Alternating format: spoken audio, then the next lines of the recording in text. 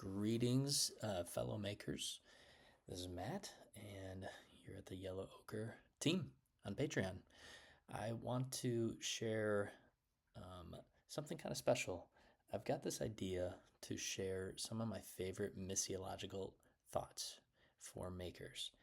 And so this is the first one, and I'm calling it Missiology for Makers, Part 1, The Flaw of the Excluded Middle. And what I want to do with this series, I don't know how many it'll be, but just kind of looking at things that have helped me as an artist in the world through missions and missiology, things that I'm borrowing from another field of study and saying, man, this actually really helps me as an artist. And so I'm going to jump right in. This first one, as I said, it's called The Flaw of the Excluded Middle. I'm going to explain what that means. And just so you know, I'm releasing this one for free so that you get a taste. If you're not already a member of one of the tiers, I want to give you a taste of what comes with joining one of the tiers for Patreon. So this is an example of one, and I hope you enjoy it. This book, Art and Fear, these guys, Bales and Ortlund, they say that artists quit when they lose the destination for their work, for the place their work belongs. I find that quote very helpful. I remember when I was in art school, and it was easy to be an art student because you had a destination. Tuesday is coming up, and you have to finish doing your piece so you could show it and get a grade. And then I remember feeling so aimless after art school because where's the destination now? Unless you get a job in the arts, you feel like you are now in a category of being a hobbyist, and there's this kind of cognitive dissonance that you might feel because, man, you know you're more than a hobbyist, but the culture in the world around you, there's no category, it seems, for what you're doing. If that's not your job and you have a family and you've got all kinds of things going on in life. And so the point of what these guys are saying is that, man, if you don't have a destination, you just feel like you just quit. And so that kind of leads to this question: how do we then, as Christian makers, find a destination? And what can we learn from the field of missiology? Now, this is where I find this first piece super critical. Dr. Paul Hebert, he has passed away now, but super thought-provoking missiologist in the late 19th, 20th century. He just passed away in I think the 90s, but man, served as a missionary, and he had just all these nuggets from anthropology that he just kind of reworked and wrote books about, and this was one of them. I think this was the first book he published this idea in, but he published this flaw of the excluded middle concept in other writings. But I'm gonna unpack this here. Here is kind of what he lays out: is that in the West we have kind of this two-tiered view of reality. We have this tier of religion, just kind of space that is up high, and then we have the world of science. That's kind of categorically the taxonomy we assign things in our reality. And so our whole world is like structured this way. Since the Enlightenment, we have kind of veered more and more this way, where if I have a problem, I go to either the field of science or the field of religion to work through that problem. So an example would be, if I am sick, I go to a doctor the default place I go is to the doctor, this kind of scientific space for help. And he gives me medicine and I feel better and I go home. If I have sickness of the soul, as they say, or I feel like I am guilty for my sins or something like that, I might step foot into a church, into that upper tier, that there's this unseen space. and I go there for certain problems to alleviate things in my life. And so we kind of have this two system set up. There are professions that sit in both of these spaces. We go to priests, we go to pastors, um, and the field of science. We go to doctors. We go for help with all kinds of issues in our life, right? Now, Hebert said when missionaries from this two-tiered system go out into other cultures, they don't realize that they're going to more than two tiers. And so I'm going to unpack this chart, but basically a lot of reality is seen outside the West has more than two tiers. And this is how they kind of unpack this. As you can see on the left there, you've got these in the middle of these two tiers up top and one at the bottom, and there's kind of like these interplay between the two. But it's probably best if I start at the very top and the very bottom. At the very top, you have these cosmic forces at work. These are beyond explanation, beyond sight. You can't see these. This is like out of this world, untouchable forces in the world.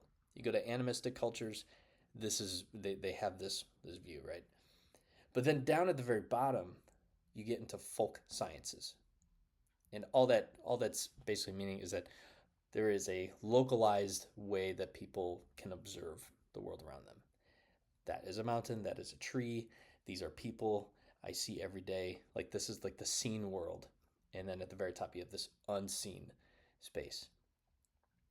But Hebert points out that other cultures outside the West might have this third middle space.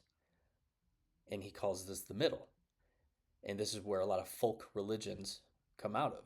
If you go to, a lot of indigenous places in the world, they solve problems through this middle lens. He calls it a folk religion. Like it's a localized expression of merging the top and the bottom together. And so this is where you get things like witch doctors and medicine men and shamans. And they literally have professions and people who work in that middle space. And they act as intermediaries between the seen world and the unseen world. And so if I'm in a tribe in Canada, let's say, and I want to find guidance, I might go to a shaking tent with other men in the community, and we have this kind of ceremony where smoke is blown, and they call it a sweat lodge, and you get vision and ideas and clarity on things in your life through that ritual. But that is a middle space, and other cultures in the world have a paradigm for that middle space. And Hebert's point is saying that when missionaries from the West step into these other cultures and issues come up, struggles come up, issues about what's going to happen when I die, what's the future like, how will I know that I'm secure in the world, how will my crops grow, like these really big, deep questions, they find answers in that middle space. And missionaries struggle to know how to even approach that. This is where he says, this is the flaw of the excluded middle. He says, many missionaries trained in the West had no answers to the problems of the middle level. And these are like four really central questions that he says people go to the middle for. Why did someone live or die? What's the cause for well-being or misfortune? How do I obtain guidance? Where do I find justice or protection from evil? And so these are really, really deep questions. You can imagine, like, these are some of the most meaningful questions any society in the world has, right? Now, where I find this really helpful is that we actually do have a middle. So I'm going to like go a step further from Paul Hebert here and say that we do actually have a middle. Okay? And so in the West, usually we start on the right side of this chart. Like, I'm going to start with kind of formal ministry, whether it's, preaching and teaching is like the go-to example here. That if someone could show themselves as a good preacher or teacher, then people will allow you to speak into their issues, like really, really deep, meaningful issues. So if I go to a church in the West and I really like the preacher and he has built trust with me by his exposition of scripture, I will let him go to the left. I'll gain him trust. I'll set up a meeting and say, hey, I've got this issue in my marriage. I've got this issue with my kids. Can you speak to this? Can you speak to my excluded middle issues? In the non-West, it's the flip. Like, you have to be able to speak to these deep issues first, and then they'll let you preach and teach. And so this is a really good case in point. This is just one example, but John Piper has got how many thousands of sermons online. Sorry if you hear my kids in the background. He's got thousands of sermons online, and yet they felt the need at Desiring God to set up a podcast where he answers just hundreds and hundreds and hundreds of questions. To me, these are all examples of excluded middle issues, that there might not be a clear thing in scripture to point to, but there is wisdom that's needed to speak to these issues. And so insert your favorite podcast or something here. We go to all kinds of people all the time for our excluded middle issues, right? Now here's the point I'm going to kind of make here. That artists meet excluded middle issues when we devote ourselves to specific, generous acts of artistic service. That's kind of a mouthful, but let me give you an example. When my grandma died, she was kind of like a matriarchal staple of our family. And this was back in like 2004, 2005, something like that. But she passed away, and our whole family's devastated. And I just made this piece. These are like hundreds of little snippets of paper like cut out, and I glued them together to make this portrait, and presented it to my mom, and my family saw it. And this picture still hangs up in my parents' house almost 20 years later. I think it's the only piece of art that my parents have of mine hanging up, minus a few others. But this one is just such an important piece to my family. And, there was no monetary gain that I had from this. It was purely me using my art to step into an excluded middle issue of helping their pain and sorrow, and just helping us as a family heal through this kind of traumatic experience. My last example I'll give, I did these pencil drawings, which were kind of their own response to excluded middle issues, but I want to share a different part of this. I did this series that I called Faces of the Nations, and these pencil drawings took me tons of time to do. I did about 5 of them, and they featured different people from all over the world that we have missionaries working with.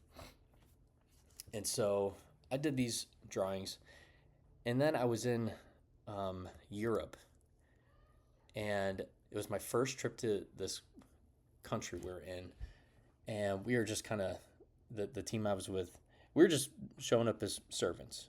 Like, this is early days of building trust with people there. Our organization was trying to build trust, and so this just takes time. And you're kind of, when you go on these trips that are just trust building trips, you're kind of just stepping in to serve in whatever way possible. Well, they knew that I had done these drawings, and they said, hey, there's a kids camp going on. Can you go? It's going on tomorrow. Can you drive there, and can you give the kids art lessons on how to draw like this? And so within 24 hours, I had to give a drawing lesson. And I did. I said, I don't know how. I've never taught how to draw, but I am just going to step into this space. I had a destination in mind. to just step into and meet a need. And so I tried as best I could to give them some tools and tips for little kids as I could. And they came out with this. Like, this was so cool to to see. And this was back in 2018 or so, 2017. And today, from things like this, we have missionaries now going to this country, and it was built on multiple, many, many, and not just me, but many, many others, just building trust over time through acts of service and love, and it opens doors. And so, how about you? What are some destinations, generous acts of service and love uh, that you can that you can be activated to meet needs through your own art?